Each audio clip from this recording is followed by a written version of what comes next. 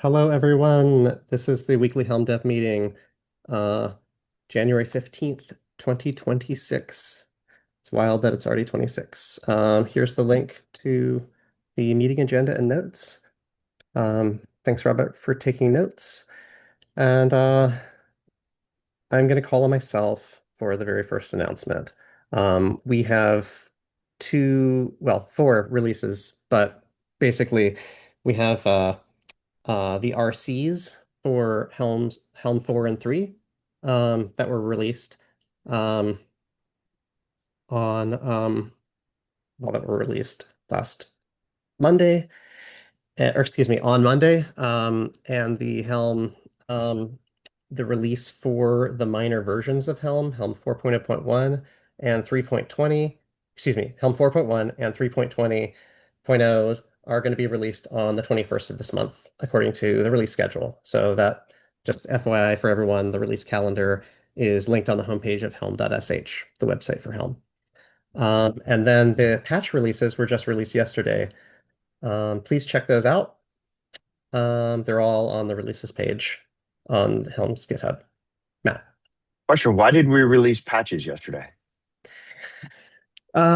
Because I actually wanted to check in with you about this because that's on our documented Our schedule. documented is for one release a month. We do it on the second Wednesday of the month, except in January when we do it on the third Wednesday of the month, because normally release candidate day, because we do a minor in January, and release candidate day is normally the day everybody comes back after holidays break, and we're Right, not so we do in ready the to third. cut a release, so we moved it to the third Wednesday of the month.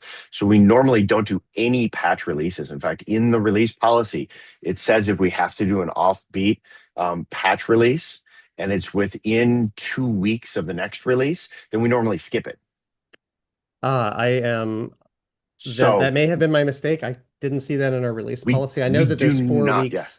We don't do a patch release 4 weeks after a minor, but Yeah, it's um, basically just once a month is when we do those releases. And so we should not have needed a patch release yesterday to then go into a minor release next week and have a release between those things.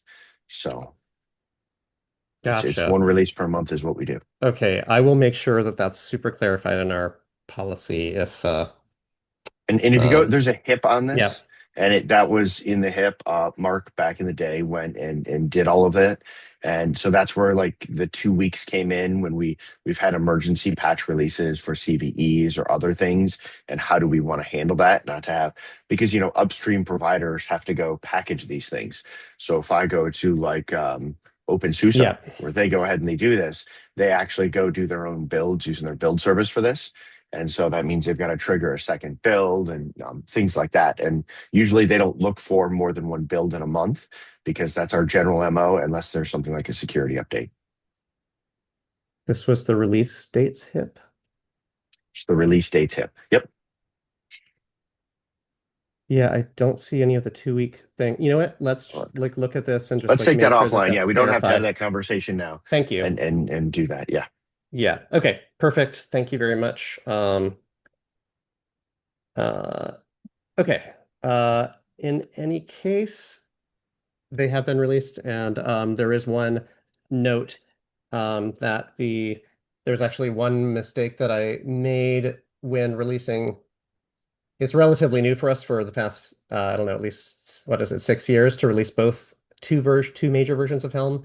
So when I first released Helm v3, the checkbox was still the latest. I unchecked that and made v4 the latest, but that means that our Helm latest version CI copied the v3 as the latest. I manually edited that uh, in Azure Blob Storage and cleared the cache for only that one file. That is going to probably take a long time because it's a huge CDN. But anyway, for anyone that relies on that temporarily, that latest is going to still say 3 v3.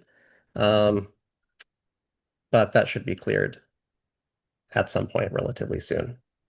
So that was all my announcements. Okay. The first, thanks, Matt, for that too. And we'll definitely follow up and make sure everything's documented properly. George, you have the first discussion item.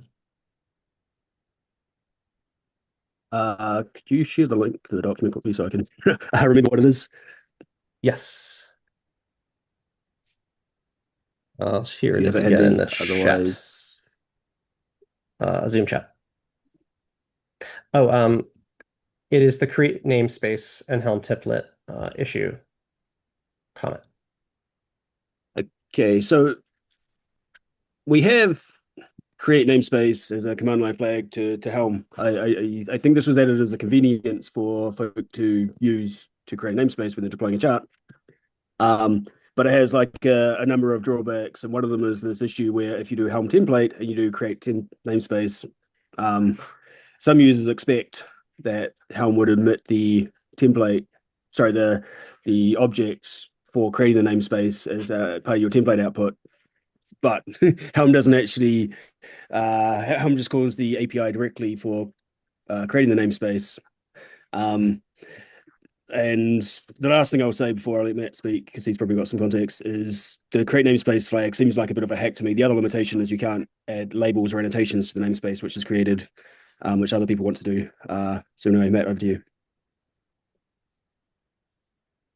So some history on this. Helm v2 had the create namespace annotation or the flag. And when we first launched Helm v3, like Helm v3.0, you'll see it's not there because the idea was you should probably create the namespace first separately and then install something into it is the more appropriate way. Should your package manager also manage the creation of the namespaces you're going to put it into if you're talking about scope? And the decision back then was no, it probably shouldn't. But then we got a lot of people who said, wait, we broke backwards compatibility. You can't throw this in. And so it was added back in. And then when people asked for more and more features on it, the default answer was no, this is really not the scope of your package manager. Do we expect apt or RPM to create a user to install a package with permissions for that user? No, that's a different separation of concerns here.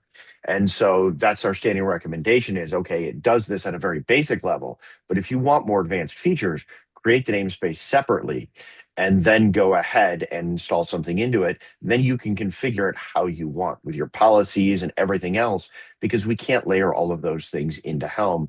That's a bit of complexity and a certain amount of things that we may not even know about with the additional things you add onto a cluster. But there are some complications here. So you have to create a namespace before you upload resources that list that namespace. So if I've got a bunch of resources and I upload them all at once and it has the new namespace resource in it, and then it's got things that use it and they're in that same package you set up to Kubernetes, it'll create the namespace and reject everything that says it's going to use that namespace because the namespace didn't exist as part of that request. The namespace has to exist first in Kubernetes. That's why Helm calls and makes the namespace before it sends up the package that has or the payload that has everything for the chart to install. Because if it doesn't happen in that order, the payload will be rejected. Right now, if we take that towards templating and we say, let's go ahead and create the namespace resource that goes along with it, we're going to run into a problem because if a user takes that package and goes and uploads it, create the namespace, then but it'll also reject everything that uses that namespace because the namespace didn't exist when the payload was uploaded. Because this is one of those places where Kubernetes doesn't reconcile, take a bunch of things and say reconcile, it immediately rejects it if the namespace doesn't exist. And so this is where we run into a problem if we do it. I, I'm not sure of the nice answer here in how to do this and keep everything clean. Part of me says, hey, we can do it, but we've got to put a big note out there for people that this has to be handled that way, right? Just because of the Kubernetesism. Another part of it says if you're doing template, create namespace probably shouldn't be there. And we should handle that somehow and give them a note saying, we need to inform the user of the reality of the situation here. But that's some of the history of why it is what it is and some of the consequences. I see Andrew has his hand up. It's even more complex because when you do templating, there's no calls to the API, so you have no idea if you really need to emit the namespace resource or not. It's a maybe. So it's even more complicated. As you mentioned, man, it's going to be a very complex thing to work through. That's another limitation. The other limitation would be, say, Argo, which does Helm templates, and then if the namespace already exists, to Andrew's point, it would the bundle would fail to apply because it would also be creating the namespace directly because it's what the behavior expects from Helm. Um, I have a proposal which is loosely something along the lines of we tell people that we want to create namespace in Helm uh, and just tell people to, if you want to create a namespace, just do kube control create namespace ahead of time, and um, that's the equivalent behavior. And if you want to template that out, then kube control create namespace dash dry run server out YAML will suffice. So deprecated so to be removed in Helm 5, but then also to also hide the flag? I don't think we Or can is do that this with Helm 4. I haven't thought too hard about the life cycle here, but it would start with deprecation at least, and notifying people that we're not going to say accept this proposal where Helm template produces the namespace. we can yeah, we can follow, let's maybe follow up on that proposal then about those details. Thanks a lot, Okay. George, for that. And real quick, would that go into a HIP just for clarity? Sorry, you guys ever want to flip it around? I think it's probably wise to put this into a HIP so that it Yep. can be discussed. Thank you. Sorry. Doesn't have to be a long one, of course. Awesome. Okay. Yeah, maybe the H4 hit. Okay.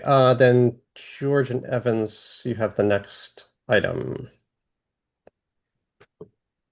I added this to the agenda on behalf of Evans PR, so that's why Evans' name is on it, even though he doesn't know that.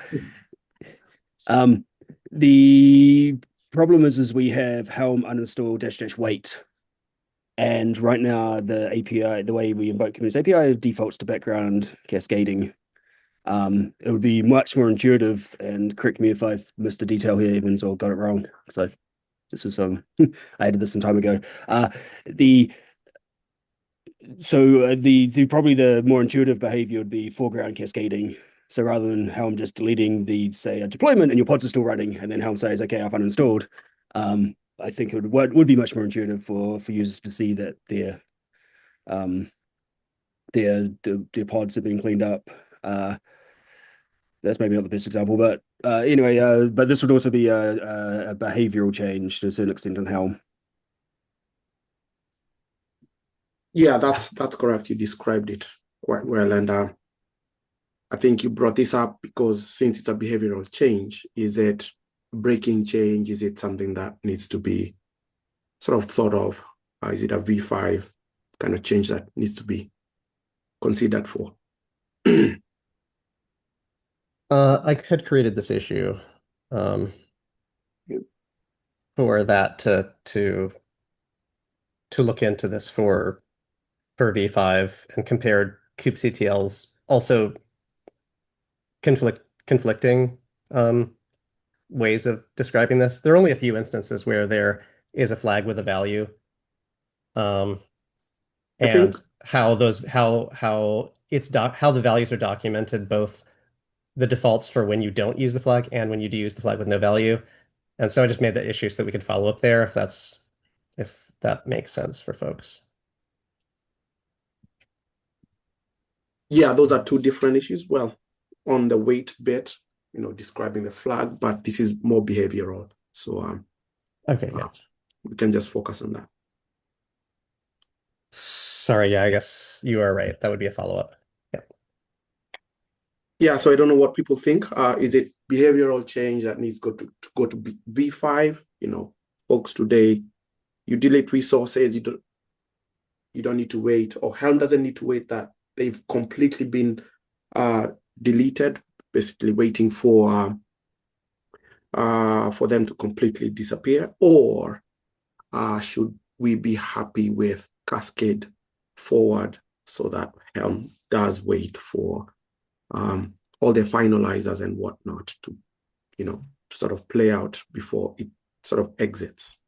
Once you just to be really clear, is the issue that we promised that charts should work with Helm 4 as they did with the V2 version of charts should work exactly as they do with Helm 4 as they did with Helm 3 but yet this particular weight flag um, does not do that. Is that the issue that you're raising mainly? Yeah. So I don't think this is an issue with the charts. I think this is an issue with Helm itself because it doesn't. This is not a feature of the chart. It's a feature of how Helm uninstalls the chart. Right. And I'm sitting here thinking about this, and it has implications on not just the Helm CLI, where running one thing once, I can sit there and I can watch the difference. But imagine an SDK of something managing a whole bunch of things running in a cluster, and now it's sitting there waiting. It's going to change its life cycle of watch, the amount of work it does when it returns. There's going to be some implications there. So, like in my mind, I normally would make this like an opt-in thing. So at the CLI, it's a flag. Otherwise, it's something that's opt-in that you would do. But I'd also go talk to some people, such as the Flux users, and look at the implications of that to see what kind of, what happens if we made this change. Because today it works, it deletes. You just, even with a wait, there's just a certain level of waiting that it doesn't wait on everything. Waits on lots of things, but not every little thing. There can be some things that Kubernetes may still be cleaning up there today. And a lot of people don't notice it because it cleans it up quickly. But when you've got a lot of finalizers and things like that, there may be some things that Helm returns before it's done waiting. So that's kind of where I'm at. What's the implications for things that use Helm as an SDK and do things at a high rate, right? Yeah, you're right. So today you could use the CLI and both the SDK and the CLI. You can just use wait, cascade forward. So pass those two flags and you'll get the same behavior. So perhaps we could say that this behavior will come in V5 and then we document it. Hey, if you want to wait for everything and finalizers and all that jazz to take place, use cascade forward flag as well. How does that sound? Cool. So a documentation update for the moment with a to-do. Yeah, with that to do of, hey, V5, we're going to do this. And with the documentation update, is that also via HIP or is this just going to be absorbed? I'm just taking copious notes here. Scott, Matt. Oh, I think what you're saying, Evans, is that at least we can add a to-do, but we could potentially make users more aware of this by enhancing the flag command output to just make a note of that. Is that what I'm hearing? Okay. Yeah.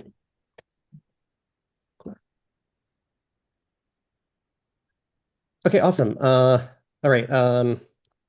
Moving on to, and I'd like to keep this next one a little bit short just because I know that Matthias has a regression note coming up.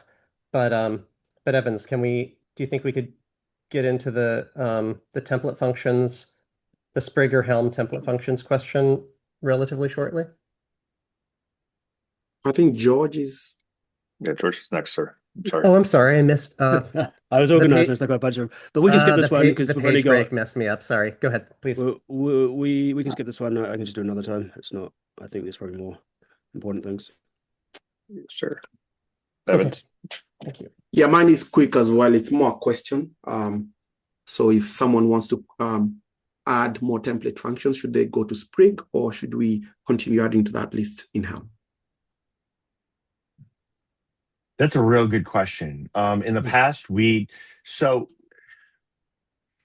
of the things we don't want to do is overload with tons of template functions, in part because in the past we've gotten requests for lots of bespoke ones, like a whole lot of just this random one that's not going to be used a lot, that you can probably even implement as a function within the template that you can call yourself, even do it in a library chart and reuse it.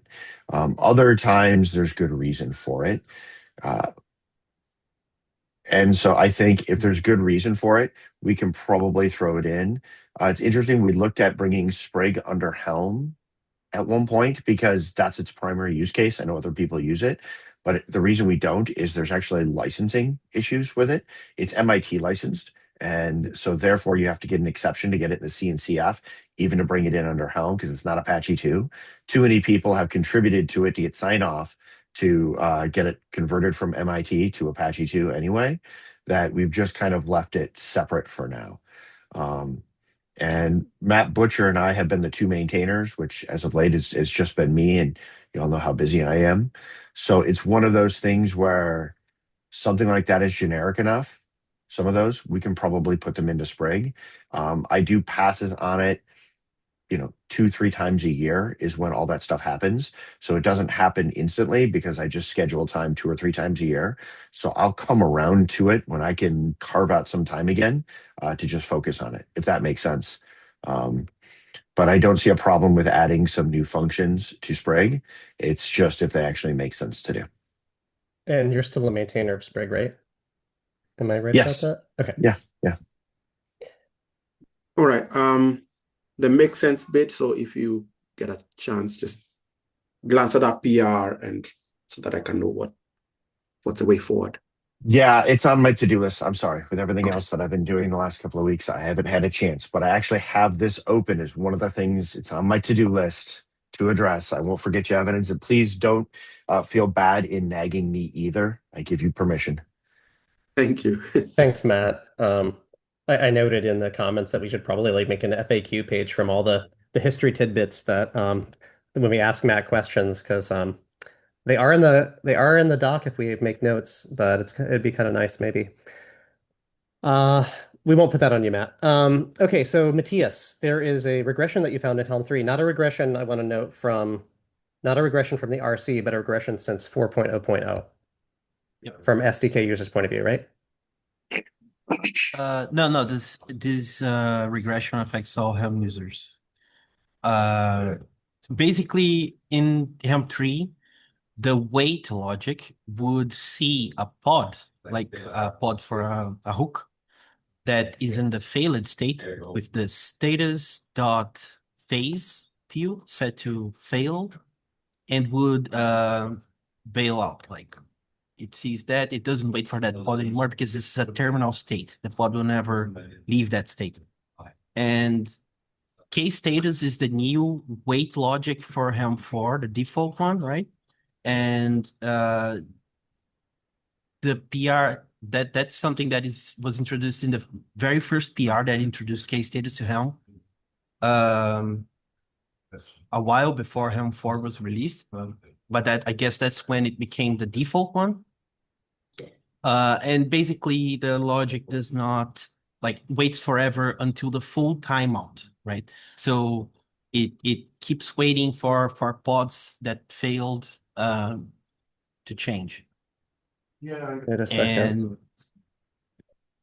And So you're saying for CLI users as well that it. yeah. Oh, if you That- also pass a timeout. Yeah, if you pass a timeout, yeah. So this is an issue with the way we're using case status, or is it an issue with case status? This is it's not in the case status code, it's in the Helm code. Okay. There's even another person who because I opened the issue only in the context of Helm tests, which is one type of hook, right? But that actually affects all hooks. So if you have any pod hooks, tests or not, and you have a timeout, then Helm 4 will wait until the full timeout to bail out. Not Before just it when the would- failure is sent, you mean? Yes, when the failure is observed, right? So that's what I opened a PR to fix specifically. And that's very important in Flux because in Flux, the default is waiting. And it actually breaks one of our end-to-end tests. So our CI doesn't, like we are upgrading to Helm 4 in Flux 2.8, and our CI doesn't even pass without this fix. So it would be really appreciated if we can make it in Helm 4.1.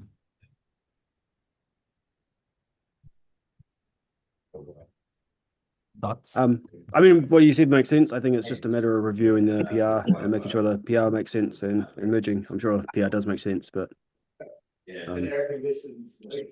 So, can you send me the PR on this one? So 31/7/29, Matt.